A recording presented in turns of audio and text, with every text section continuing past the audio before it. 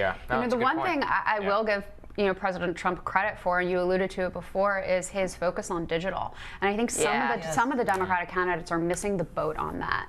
And I think the party's missing the boat on that. I think some of the parties, Governor Howard Dean is working very, very hard on our data for the DNC right now. He's obviously a well-respected figure in the party, a personal mentor to me and thousands of other young Democrats in the party. But I think that we're trying to get our proverbial act together, but President Trump and Brad Parscale and his campaign are light years ahead of the Democrats. Yeah, they're good in terms of digital right now. Took a page out of Obama's playbook. By the way, that's how we were defeated originally. Yep, him and David Plouffe, they did this all in 2000. They did. Jen, before we let you go, I wanted to get your thoughts. Mayor Pete got the Mark Leibovich treatment. What did you think of the profile? I think it was Mayor Pete is still figuring it out was the headline. What did you think of it?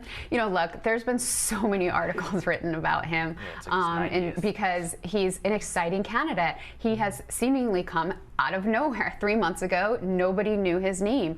I thought it was a very interesting piece. I think that every time the story of Mayor Pete gets told, something else gets revealed about how special he is and how he's able to talk to the American people, how he's able to consider policy from both perspectives and come up with an answer that even if you don't agree with him, people respect. He has a very specific way of talking to the American people. And, they framed him as sort of very analytical, like that McKinsey consulting background coming through, and less emotional, I feel your pain, Bill Clinton style. I mean, is that a plus? Is that a challenge for him? How do you see that? I think it is a challenge in certain situations when people expect you to do nothing but emote. Right?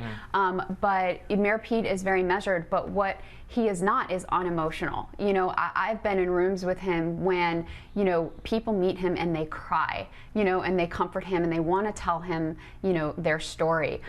He has unbelievable stories to tell from his community, when he comforted them, when he was there in their times of need, when he played with school children, So I think, again, each time one of these articles, is written, you learn something new. But people also want to put each candidate into a box and say, you're in the wonk box, you're in the emotional box, you're in the angry box, you're in the, and you just can't do that to Mayor Pete because he belongs in all of them. So the one final thing we want to get to here is that the Democratic governors apparently are sounding the alarm, telling this recent article in the New York Times, they're warning the presidential candidates, please don't go too far left because you're making things hard at home. And so I think that even though this Twitter storm and this discussion we've had for 5 days now that I think we're all getting tired of, about these comments that both sides took offense to. If you're a Republican, you took offense to the anti-American, anti-Semitic comments. If you are a Democrat, you took offense to the. If you were a Democrat, let's save that for panels later. I'm not going to give that argument.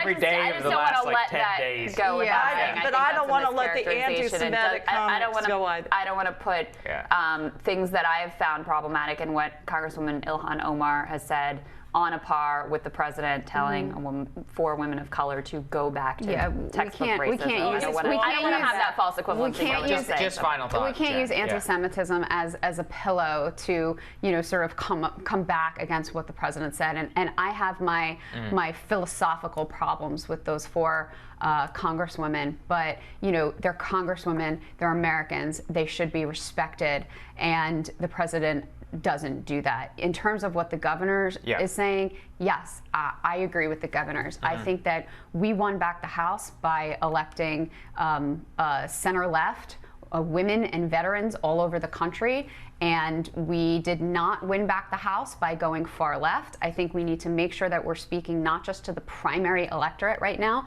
but also to the general electorate, because there are people paying attention.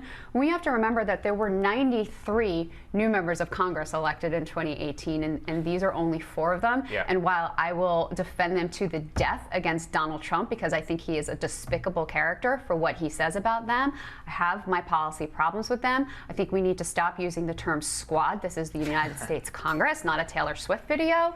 But Hopefully this is past us and we can move forward and focus on actual policies that are going to help people. Well, you can go ahead. Well, I was going to say that the Democratic caucus has a problem because they have to appeal to those Rust Belt states, Michigan, Wisconsin, Pennsylvania, and those swing voters poll and tend to vote moderate. Guys, and so we've got socialism versus capitalism going on. What theory, what type of politics were we practicing when we lost all those places? I mean, it was the centrist approach of Barack Obama. It was Hillary Clinton who lost the White House. I mean, we lost 1,000 state legislative seats across the country when we were following the Beltway conventional wisdom and tacking to the center and trying to work with Republicans.